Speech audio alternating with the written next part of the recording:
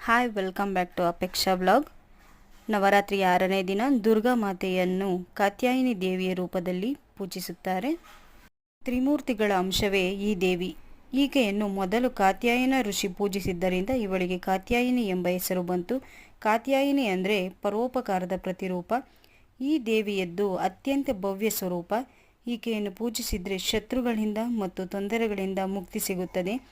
ದೇವತೆಗಳನ್ನು ರಾಕ್ಷಸರಿಂದ ರಕ್ಷಿಸಿದ ದೇವತೆ ಎಂದು ಕಾತ್ಯಾಯಿನಿ ದೇವಿಯನ್ನು ಹೇಳಲಾಗುತ್ತದೆ. ದೇವಿಯು ಸದಾ ಬಂಗಾರದಂತೆ ಹೊಳೆಯುತ್ತಾಳೆ. ಈ ದೇವಿಗೆ 4 ಭುಜಗಳಿವೆ. ಬಲಗಡೆಯ ಮೇಲಿನ ಕೈ ಅಭಯ ಮುದ್ರೆಯಲ್ಲಿದೆ, ಬಲಗಡೆಯ ಕೆಳಗಿನ ಕೈ ವರ ಮುದ್ರೆಯಲ್ಲಿದೆ, ಎಡಗಡೆಯ ಮೇಲಿನ ಕೈಯಲ್ಲಿ ಖಡ್ಗವಿದೆ, ಎಡಗಡೆಯ ಕೆಳಗಿನ ಕೈಯಲ್ಲಿ ಕಮಲವಿದೆ. ಕಾತ್ಯಾಯಿನಿ ದುಷ್ಟರನ್ನು ಸಂಹರಿಸುವ, ಶಿಷ್ಟರ ಉದ್ಧಾರ ಮಾಡುವ ಶಕ್ತಿ ದೇವತೆ. ಈಕೆಯನ್ನು ಮಂತ್ರಸಹಿತವಾಗಿ ಆರಾಧಿಸಿದರೆ ದುಷ್ಟಶಕ್ತಿಗಳು ನಾಶವಾಗುತ್ತವೆ ಎಂಬ ನಂಬಿಕೆ ಇದೆ. ಈ ದೇವಿಗೆ ಕಾತ್ಯಾಯಿನಿ ಎಂಬ ಹೆಸರು ಹೇಗೆ ಬಂತು? ಕಥಾ ಎಂಬ ಋಷಿ ಇದ್ದರು. ಅವರ ಮಗನ ಹೆಸರು ಕಾತ್ಯ.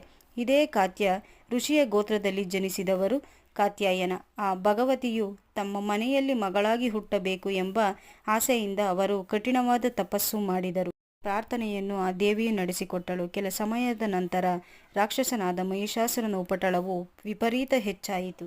ಆಗ ತ್ರಿಮೂರ್ತಿಗಳಾದ ಬ್ರಹ್ಮ, ವಿಷ್ಣು, ಮಹೇಶ್ವರ ಹಾಗೂ ಎಲ್ಲ ದೇವತೆಗಳು ಸೇರಿ ತಮ್ಮ ತಮ್ಮ ತೇಜಶಕ್ತಿಯ ಅಂಶವನ್ನು ಸೃಷ್ಟಿ ಮಾಡಿದರು.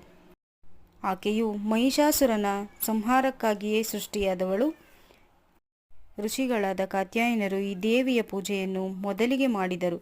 ಆ ಕಾರಣದಿಂದ ಆಕೆಗೆ ಕಾತ್ಯಾಯಿನಿ ಎಂಬ ಹೆಸರು ಬಂತು.